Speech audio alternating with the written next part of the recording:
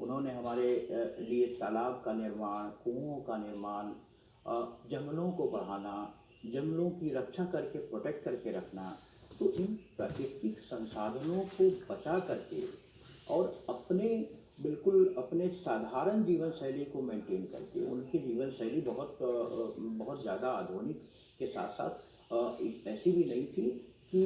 वो प्राकृतिक संसाधनों के ऊपर दबाव पड़ रहा था। उनकी जीवन शैली को आप देखेंगे तो जो शिक्षा उनसे मिलनी चाहिए थी, शायद वो शिक्षा हमने इस आधुनिक और पढ़े लिखे समाज के अंदर में अपने आप को बिल्कुल वैज्ञानिक समाज के अंदर में शायद नकारा। लेकिन आज जब हम उनको वैज्ञानिक तरीके से कनेक्ट करने की कोशिश करते हैं तो लगता है कि उनकी जीवन शैली, और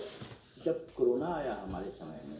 कोविड आया, तो एक बहुत बड़ा मानवीय संकट के तौर पे आया, लेकिन सीख दे करके यही गया हमें कि अगर हम न्यूनतम बिल्कुल हमारे पास नीड हो तो भी हम जिंदा रह सकते हैं।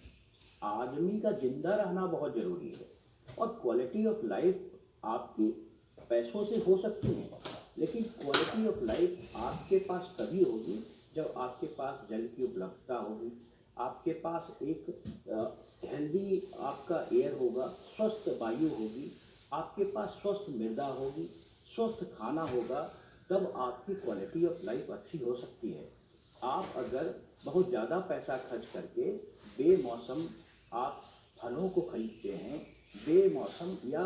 आप एक एक्जोटिक वैराइटीज़ के फ्रूट्स को या खाने को खाने की कोशिश करते हैं, वो आपके स्वास्थ्य को बहुत नुकसान पहुंचाता है, और ज़्यादा पैसा खर्च करके भी आप अपने स्वास्थ्य को सही नहीं कर पाते हैं। तो आपकी जीवन शैली,